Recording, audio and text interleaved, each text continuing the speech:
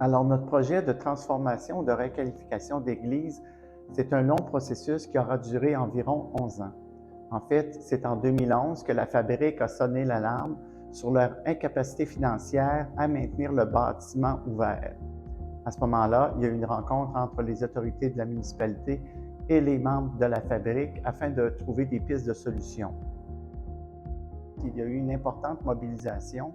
Il y avait tout près de 175 personnes présentes à la rencontre.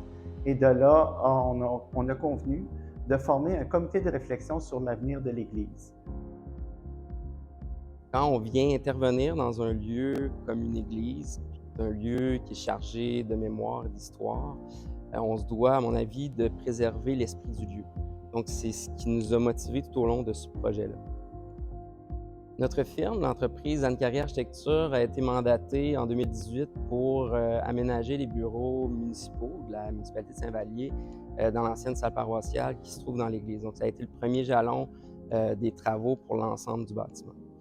Il faut savoir qu'à ce moment-là, en 2013, il y avait des élections.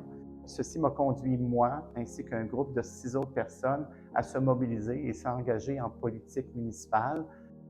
Ça nous a permis, en 2015, d'acheter le bâtiment pour y loger, c'est-à-dire le bureau municipal, la salle multifonctionnelle et la relocalisation de la bibliothèque.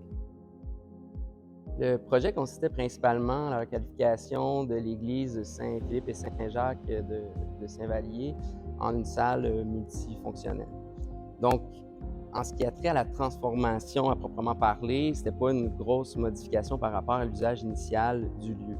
Les interventions qui ont été faites initialement, c'est de retirer les bancs, agrandir le chœur pour avoir une scène qui était plus grande et qui donnait de plus grandes possibilités d'utilisation du lieu. Donc, les travaux de plus grande envergure qui ont été faits, on parle davantage de mise aux normes des lieux, c'est-à-dire d'ajout d'escaliers d'issue, d'ascenseurs, de sanitaires, mais aussi une mise aux normes en ce qui a trait à l'accessibilité universelle pour les personnes à mobilité réduite. Et aujourd'hui, ce qu'on constate, c'est que cette salle-là permet d'être un point de convergence des citoyens, puisqu'il y a beaucoup d'activités qui ont été organisées au cours des dernières semaines, au cours des derniers mois, et c'est ce qu'on voulait, avoir un point de rassemblement, un point de cohésion sociale où les gens pouvaient véritablement socialiser entre eux. Il y avait à cette transformation-là un coût relativement élevé de 2,4 millions.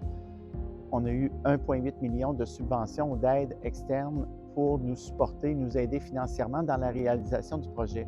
Ici, je tiens quand même à mentionner l'aspect important du financement obtenu du Conseil du patrimoine religieux du Québec, apport qui a été nécessaire, essentiel et qui a été vraiment la bougie d'allumage à la réalisation du projet. C'est un projet important, un projet d'envergure qui permet de démontrer aux gens la fierté qu'on a, la fierté qu'on doit avoir d'avoir protégé ce bâtiment-là, mais d'autant plus qu'il respecte et répond à des besoins de la communauté.